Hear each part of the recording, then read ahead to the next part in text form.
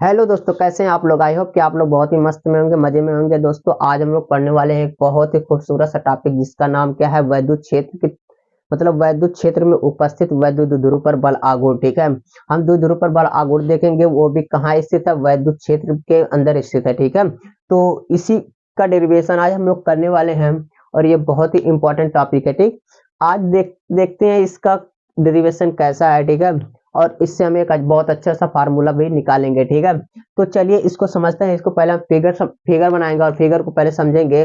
ठीक है, और फिगर में जो जो भी रहेगा उसी को हम लिखते हैं। ठीक है, उसी से हमारा क्वेश्चन बनता है। ठीक, चलिए हम देखते हैं कि फिगर कैसे बनेगा वैद्युत ध्रुव पर बल आघूर्ण का। ठीक है, एक समान वैद्युत क्षेत्र में वैद्युत ध्रुव पर, यहाँ देखिए वैद्युत ध्रुव पर बल आघूर्ण, यहाँ वैद्युत नहीं लिखा है। ठीक है, आप लोग लिख लीजिएगा। देखिए क्या है कि एक समान वैद्युत क्षेत्र में, ठीक, एक समान वैद्युत क्षेत्र। ठीक, तो हम एक समान वैद्युत क्षेत्र बनाएंगे पहले।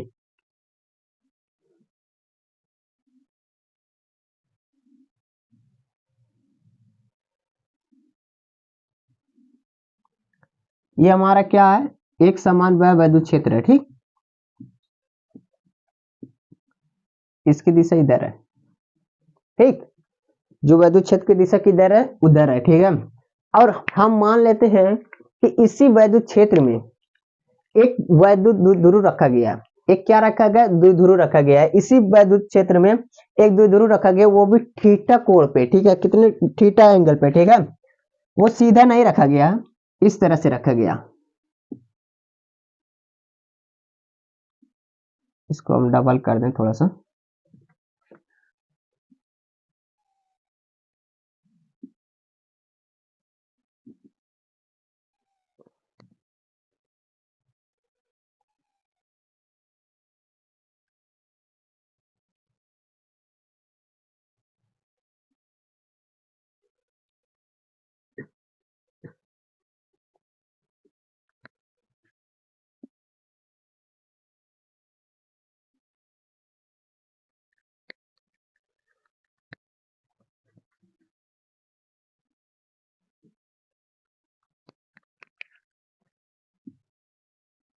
ये क्या है, वैद्युत द्विध्रुव है। यहाँ हमारा माइनस क्यों आवेश है, यहाँ अपना क्या है, प्लस क्यों आवेश है। वैद्युत द्विध्रुव क्या है, दो विपरीत आवेश एक दूसरे से अल्प दूरी। अब बताइए इसकी दूरी क्या होगी, बीच की दूरी आपको पता है क्या है, 2a है। ठीक, इन दोनों के बीच की दूरी क्या है, 2a है। अब देखिए अब क्या होगा कि वैद्युत क्षेत्र के कारण इस पे बल लगेगा। क्यों आवेश पे, वैद्युत क्षेत्र के कारण क्यों आवेश पे बल लगेगा। अब बल लगेगा क्यों आवेश पे, तो ये अपनी ओर लगाएगा बल। क्यों आवेश पे अपनी ओर बल लगाएगा, लेकिन माइनस वाले पे ये अपने विपरीत लगाएगा। वैद्युत क्षेत्र के ये विपरीत अपने लगाएगा, क्या, वैद्युत बल। ठीक है, तो देखिए ये वैद्युत द्विध्रुव था आपका, वैद्युत क्षेत्र में था। ठीक है, थीटा एंगल पे ये रखा गया। ठीक, थीटा कोण पे रखा गया। ठीक है, अब देखिए क्योंकि ये वैद्युत क्षेत्र के अंदर उपस्थित है, तो यहाँ प्लस क्यों आवेश उपस्थित है, यहाँ माइनस क्यों आवेश उपस्थित है।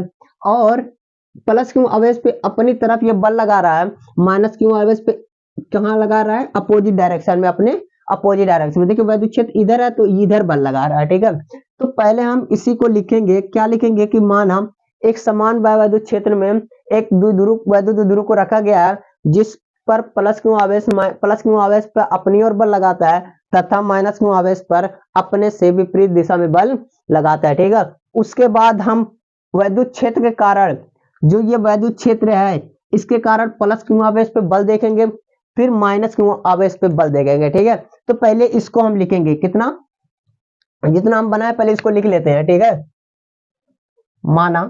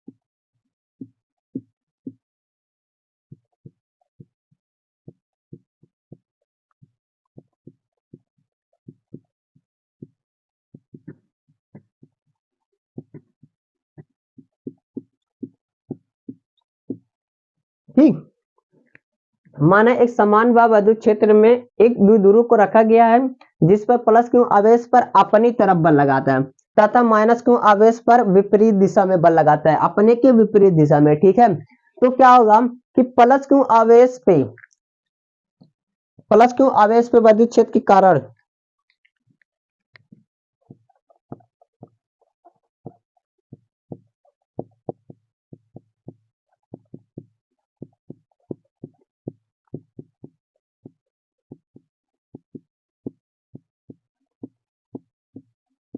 बल। ठीक, तो यहाँ यह प्लस क्यू के कारण हो रहा है। ठीक, प्लस क्यू आवेश पे लग रहा है, तो क्या होगा, आप पढ़े हैं ना, ई बराबर क्या होता है, एफ बाई क्यू। तो एफ बराबर क्या होगा, क्यू ई का मल्टीप्लाई होगा कि नहीं, ई क्यू। इक्वेशन नंबर 1 ले लीजिए इसको। ठीक, समझ में आया कि नहीं। आप पढ़े ना, ई बराबर एफ बाई क्यू, वैद्युत क्षेत्र की तीव्रता बराबर होता है एफ बाई बल बटे क्या होता है, आवेश, बल बटे आवेश होता है। ठीक है, आपने ये पढ़ा है। ठीक, और वही हम ये सूत्र भी यहाँ हमने प्रयोग किया है। ठीक है, तो देखिए ये तो प्लस क्यू था, वैद्युत क्षेत्र के कारण प्लस क्यू पर आवेश। अब वही वैद्युत क्षेत्र के कारण माइनस क्यू आवेश पर बल। अब क्या होगा, अब माइनस क्यू पे लग रहा है, यहाँ पे ई क्यू हो जाएगा। ठीक, इक्वेशन नंबर 2 ले लीजिए, इन दोनों पे बल लग रहा है कि नहीं लग रहा। अब देखिए एक चीज, आप देखिए ये वैद्युत क्षेत्र में द्विध्रुव उपस्थित है, कहाँ द्विध्रुव उपस्थित है, वैद्युत क्षेत्र पे। ठीक है, अब इधर एक बल लग रहा है, एक बल इधर लग रहा है, दोनों अपोजिट डायरेक्शन में बल लग रहा है, और वो भी कहाँ बल लग रहा है, एक वैद्युत क्षेत्र में। इससे एक बल आघूर्ण उत्पन्न हो रहा है, क्या, एक बल आघूर्ण उत्पन्न हो रहा है। ठीक है, और बल आघूर्ण का फार्मूला क्या होता है, बल आघूर्ण बराबर होता है बल गुणे बल के क्रिया रेखाओं के बीच की दूरी। क्या होता है, बल गुणे बल के क्रिया रेखाओं के बीच की दूरी होता है। ठीक है, तो इसको लिखेंगे वैद्युत क्षेत्र में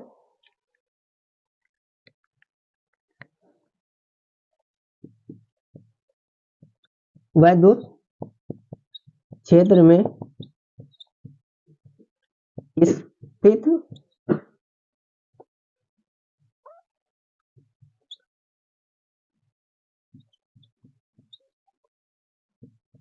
स्थित द्विध्रुव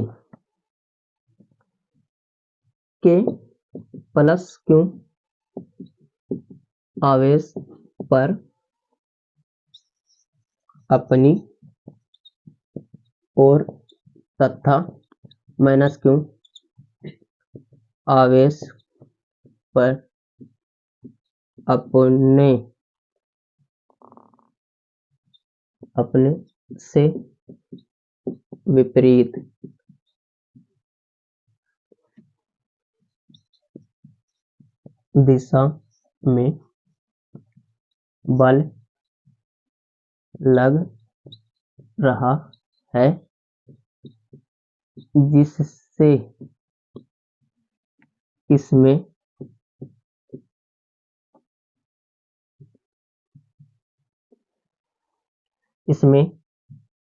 एक बल आघूर्ण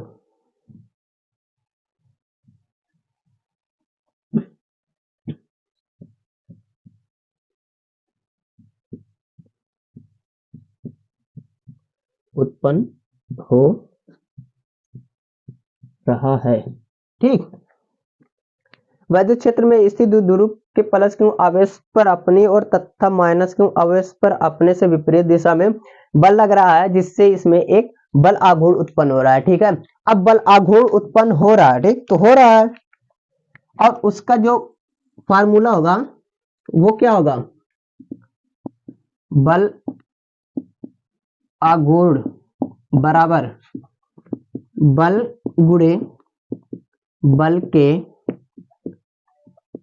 क्रिया रेखाओं के बीच की दूरी। अब देखिए ये तो था फार्मूला, ठीक। बल आघूर्ण का बल, बल गुणे बल के क्रिया रेखाओं के बीच की दूरी। ये बल तो हमें पता है, यहां से ले लेंगे, दोनों बल इक्वल हैं, यहां से हम ले लेंगे, ठीक है, ये बराबर हो जाएगा ई क्यू, ये तो हमें मिल गया बल, ठीक है। लेकिन ये बल के क्रिया रेखाओं के बीच की दूरी क्या है, ये चीज हमको समझना है। क्या कि बल के क्रिया रेखाओं के बीच की दूरी हमको समझना है, ठीक है, क्या है। अब देखिए बल के क्रिया रेखाओं के बीच की दूरी, यहां से अगर मैं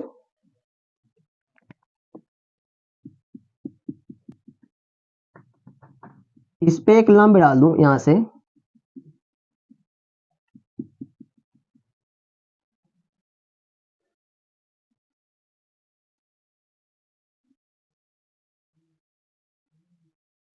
ये 90 डिग्री हो जाएगा, होगा कि नहीं होगा।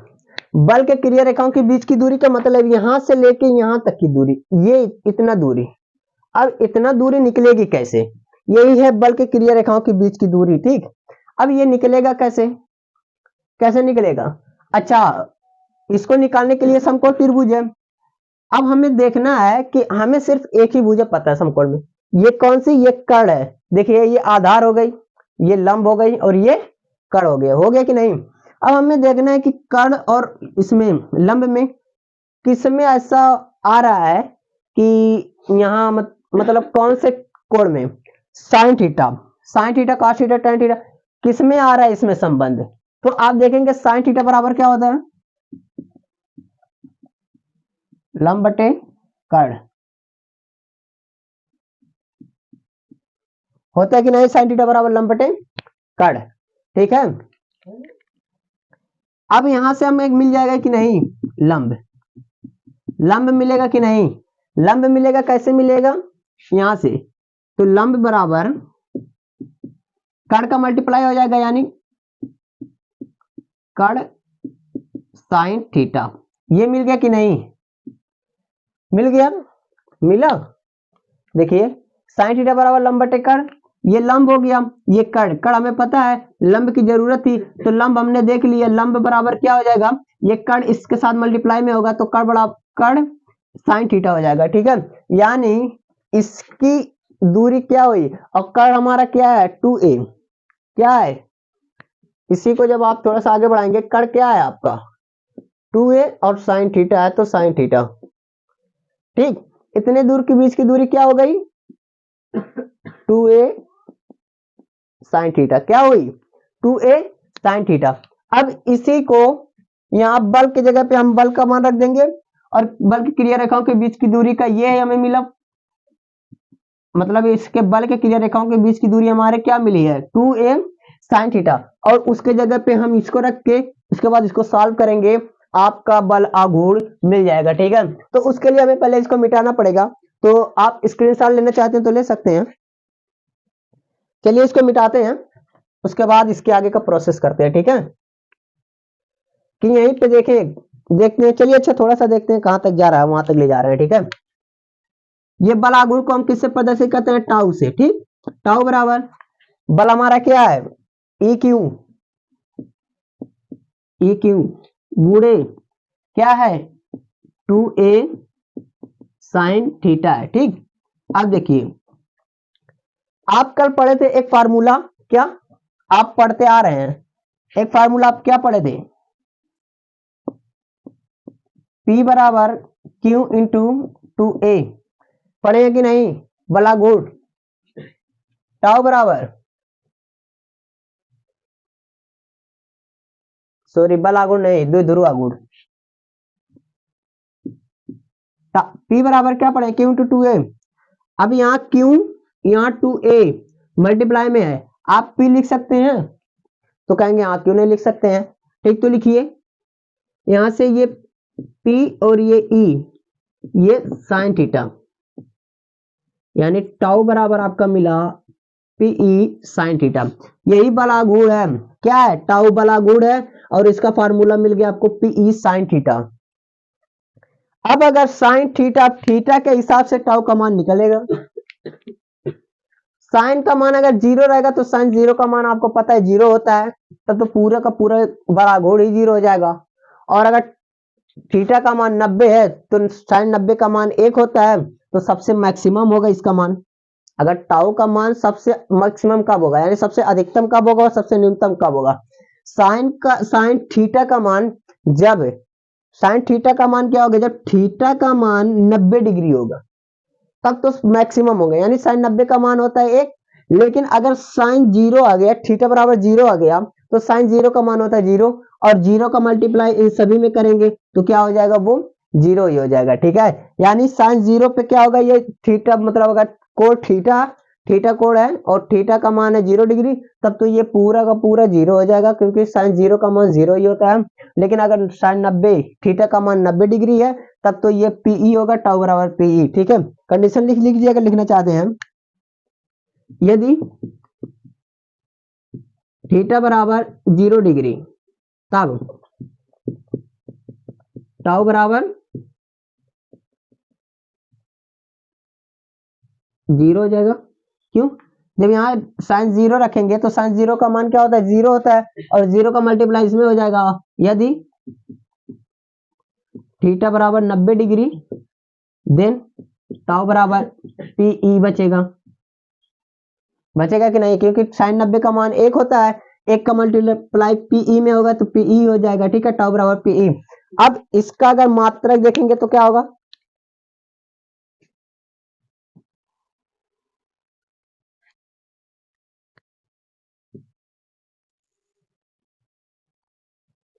अगर हम इसका मात्रक देखें, मात्रक किसका, टाउ का, तो क्या होगा, न्यूटन मीटर। ठीक, तो ये था क्या आपका एक समान वैद्युत क्षेत्र में द्विध्रुव पर बल आघूर्ण। क्या था, द्विध्रुव पर बल आघूर्ण। तो आई होप कि आपको ये समझ में आया होगा। अगर ये टॉपिक आपको समझ में आ गई है तो आप इस वीडियो को लाइक करो, चैनल को सब्सक्राइब करो और बेल आइकन को प्रेस कर लेना। मिलते हैं नेक्स्ट वीडियो में, तब तक के लिए शुक्रिया, थैंक यू।